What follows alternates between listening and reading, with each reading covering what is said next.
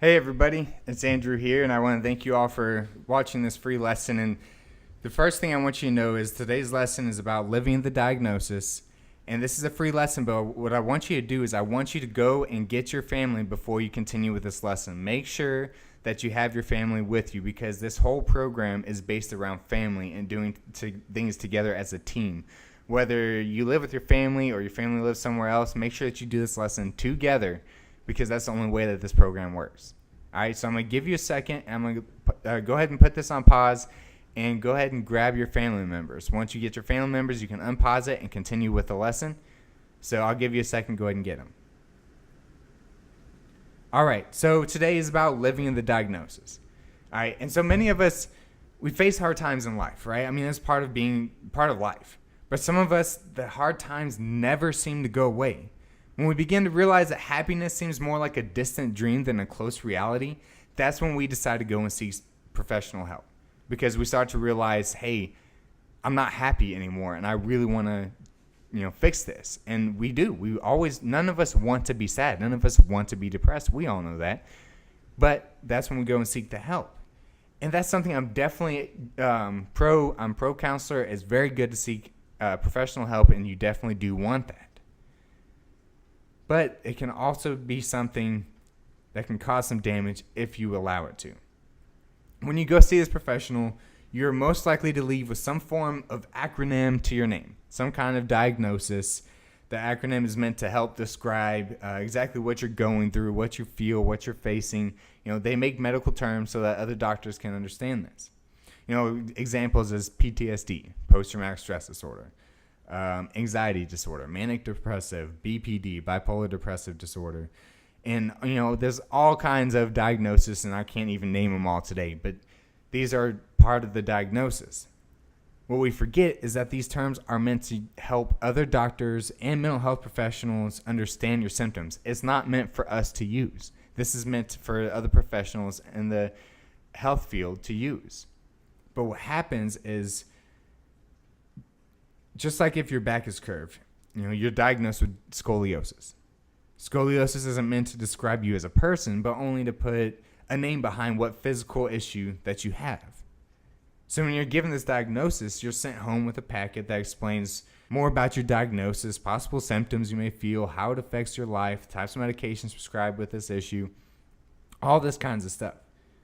But what happens is when you get this diagnosis when it comes to mental health, what you do is you go home and you read this packet. But that packet isn't enough, so you begin to join groups on social media. You begin to Google. And when you begin to Google your symptoms, when you begin to Google your diagnosis, that's when it all changes. We often get so caught up in the diagnosis, we start allowing it to describe us as a person. It's no longer a medical term. It is now a label. We begin to live in the diagnosis and allow it to control what we think and what we can and can't do and what we can and can't accomplish.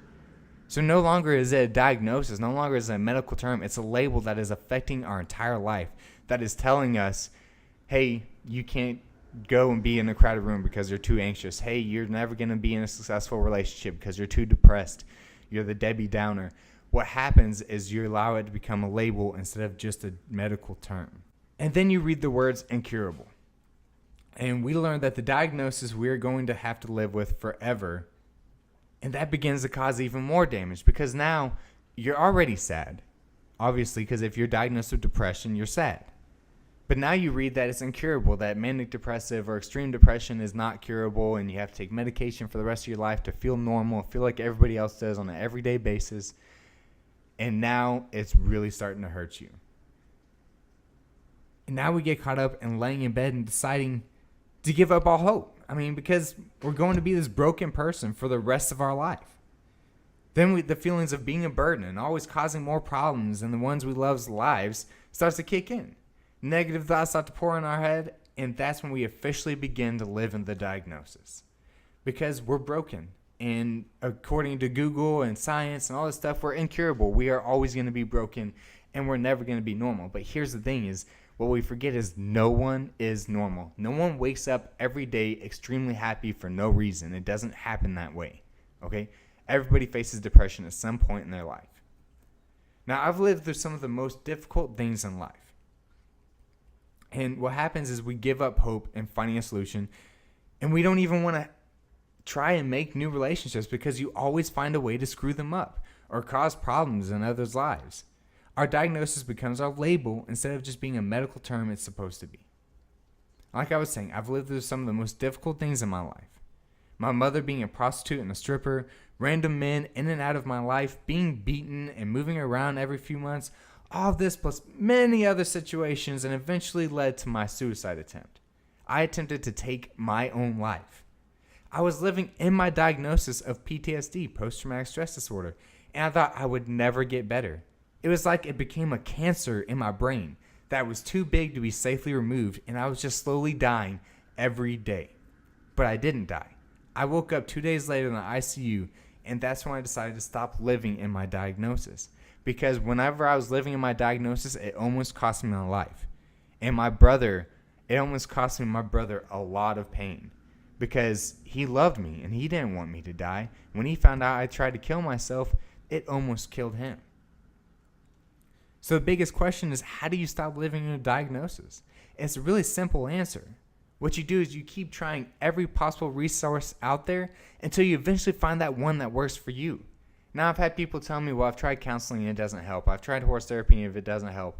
I've tried this and that and none of it has helped. But here's the thing is there's no possible way you have tried every single resource out there. And most importantly, these resources won't work for you if you don't want them to. You have to want to be happy. You have to have at least just a little sliver of hope. And here's the thing, for those of you that talk about counselors not working for you, what you have to do is you have to try different counselors until you find the right one that fits you. Try different types of therapies, both group and individual. I mean, think about it. If you go to a shoe store and you're a size 10, you don't go and try to fit it in a size 8 or a size 12. You have to fit in a size 10. You have to find your right shoe size for your counseling. I mean, stop believing the thought that you are incurable and permanently broken, because I'm telling you right now, you are not permanently broken. You may be hurting. You may be damaged right now, but you are not permanently broken. Think about it this way. If you had a broken arm, would you just say, there's no point in putting a cast on it because it's not going to fix it? I doubt it. Because what happens is, once your arm is broken, it will never be the same again. But it does heal and it does get better. Actually, when a bone breaks, what happens is if it's reset and heals properly, it becomes stronger. The calcium builds up around the bone. So when you break something and let it heal, you become stronger than you were before.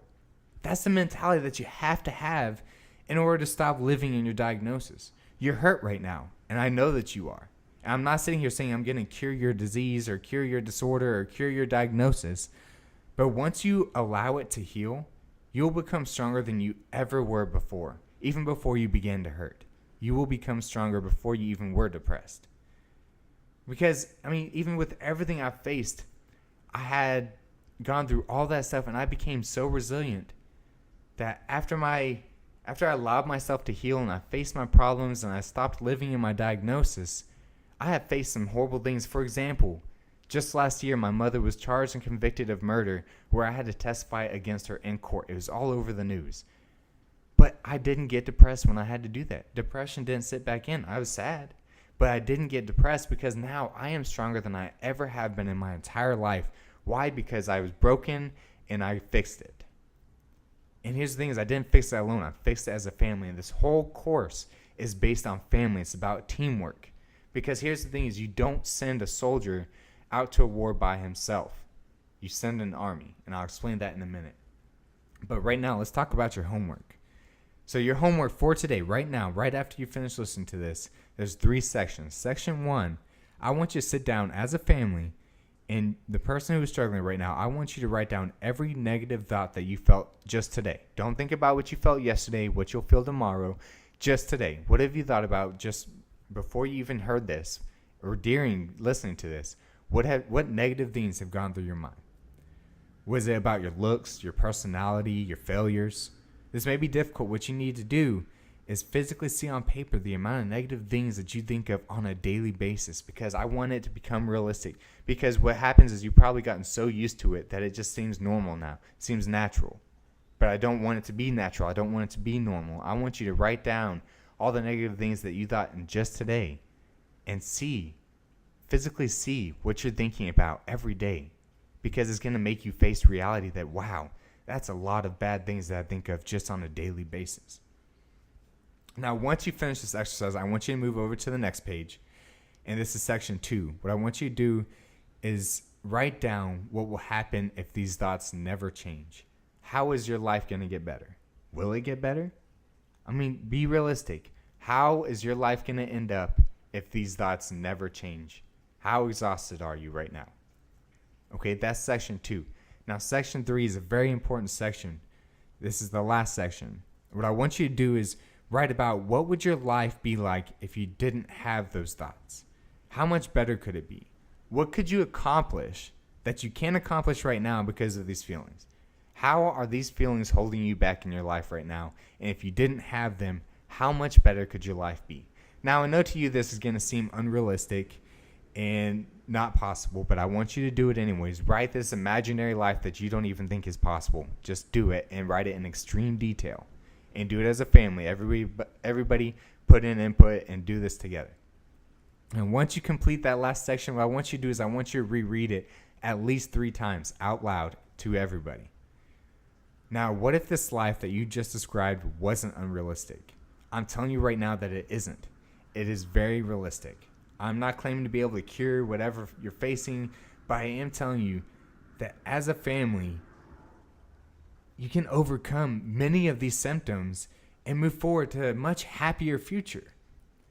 You know, this life that you just wrote is not just a dream. It's not like you can never reach it. It is possible, but it's not possible unless you do it together as a family, and you can remove a lot of these negative thoughts and move forward and be happy on a daily basis. It is possible. So what I want you to do with this last section is, I don't care about the other 2 sections. You can throw them away. You can do whatever you want. If you want to save them, you can. But this last section, I want you to keep it, and I want you to save it in a safe place. This is something you're going to need throughout the rest of this course. I want you to put it somewhere that you're going to see on a daily basis. On the fridge, on a mirror, on your nightstand. It doesn't matter where. But I want to make sure that your dream is in front of your face on a daily basis. This life, this imaginary life that you just wrote about, I want you to see it every day, because I want you to physically look at the possible life that you could be living. And I want you to think about how nice it would be to live that life, because reading that every day and seeing that every day is what's going to keep you holding on to that motivation and that hope of a good life and a happy life. There's no reason to be depressed for the rest of your life. There is a way that you can overcome a lot of these obstacles. I'm not going to sit here and say I'm going to cure you, okay? That's what I want everybody to understand. Okay, I'm not going to say that I'm going to cure you, but you do not have to live in your diagnosis. Your diagnosis does not have to describe you as a person. It needs to be a medical term, not a label. Now let's go back to the part where I talked about the army. You don't send one soldier to a war because one soldier is definitely going to lose a war. What you do is you send an army, and what this army does is the army trains together, they fight together, and they win together.